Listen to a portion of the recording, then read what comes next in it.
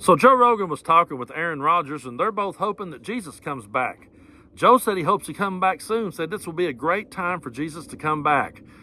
I have a feeling that if Jesus Christ really did come back today, Joe Rogan would never have him on as a guest. And Aaron Rodgers will be rooting for him to be deported along with every other MAGA nut job in this country. It cracks me up when I see people today rooting for Jesus to come back, when if he came back today, they would nail him to the cross all over again.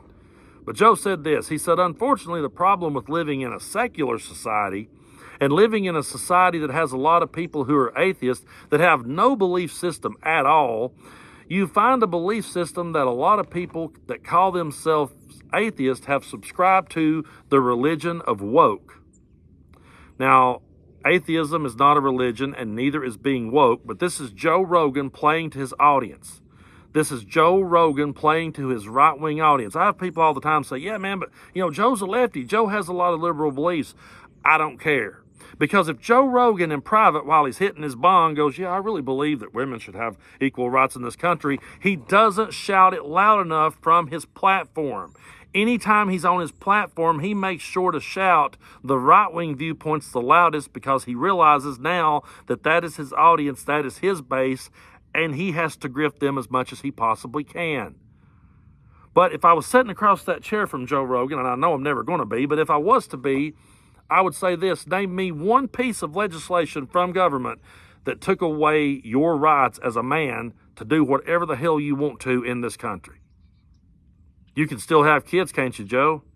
You can still make decisions on when you want to have a child or not, can't you, Joe? You still have control over that, don't you, Joe? Well, guess what, Joe? That was not a group of atheists. That was not a secular society. That was not a woke mob that took away rights from women. That was the church that injected those kind of people in government, a.k.a. Mike Johnson, Speaker of the House, a.k.a. the Supreme Court justices that got stacked.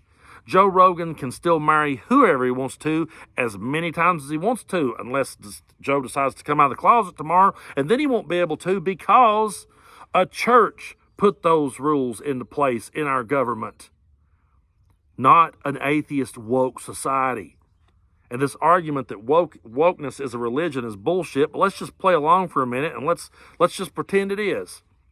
So, to me, wokeness is being aware of other people's struggles and other people's plots in this world. And being woke is recognizing that there are some things that we did 200 years ago that are no longer relevant.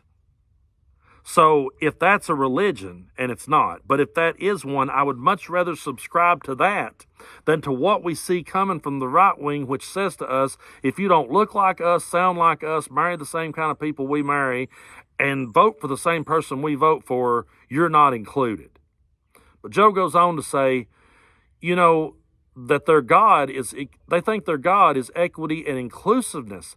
They think that you have to subscribe to it, and that's why it's spooky. Human beings seem to have a very strong desire for some sort of order, and they can be led by cults. Really?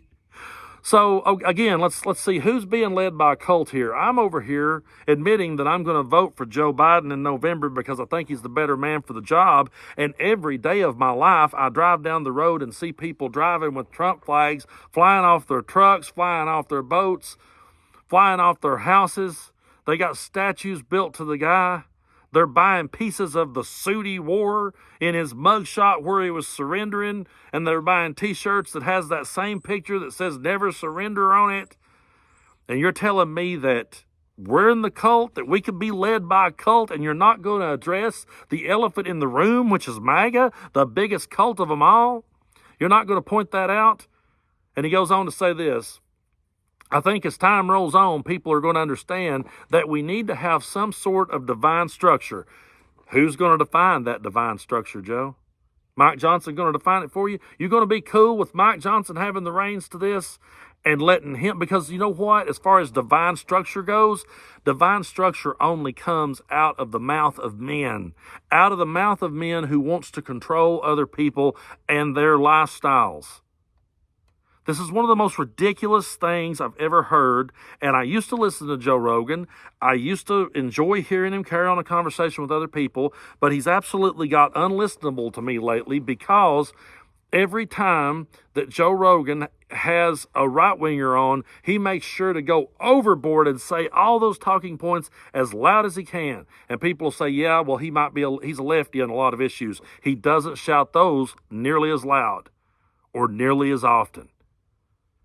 And he wants Jesus to come back. Him and Aaron Rodgers will be excited for Jesus to come back. I wonder what would happen if Jesus Christ came back, sat down across from Joe Rogan, and told Joe Rogan that we shouldn't judge other people and that we should include everybody. Because when Jesus was on this earth and was hanging out with the sinners and drinking alcohol with them and hanging out with them, the church came along and said, whoa, wait a minute, what's this dude doing over here hanging out with all these people? He's just supposed to be over here with us. Why is he over there with them? And Jesus said, because they're the ones that needs me. That's why I'm with them. You think Joe Rogan would be cool with that? Do you think he would be cool when he learned that Jesus welcomed everybody? Because he was supposed to be originally, the idea was that Jesus was coming to save the Jewish people. And then he met the woman at the well, and he brought the Gentiles into the fold too. You want to talk about inclusiveness? It's so ridiculous. Oh, we want Jesus to come back. Well, what are you going to do when he comes back and tells you that you should feed the hungry? Are you going to say, well, wait a minute, I got to take a drug test first? What's going to happen when he tells you to give the thirsty something to drink? Are they going to need a drug test for that? What's going to happen when he says to you to visit those who are sick, to do good to those who persecute you? You going to be cool with that? They wouldn't be cool with any of it. The MAGA Republicans are as far from Jesus Christ as any group could possibly be, but they use him as a stage prop to hold on to the few people left. That's all it is. And this idea that Joe Rogan wants Jesus to come back is absolutely one of the most ridiculous things I've ever heard, because I promise you, if Jesus Christ was here today, Joe Rogan wouldn't be a fan, and neither would Aaron Rodgers. It's so ridiculous that they try to go so far now as to call wokeness a religion. It's a religion. You don't want to know why they keep saying those things? Because they want people to stay in the dark, and because Joe Rogan and Aaron Rodgers and the likes of those people wants to raise a society to not be aware of racism, not be aware of bigotry, not be aware of another person's plight, because if they can do that, they can keep them walking in a straight line. They can keep them conforming. They can keep them waving their flags with their names on it and keep everybody under control. So no, Joe Rogan would not be a fan of Jesus if he came back today. And I really don't think Jesus would be a fan of them either.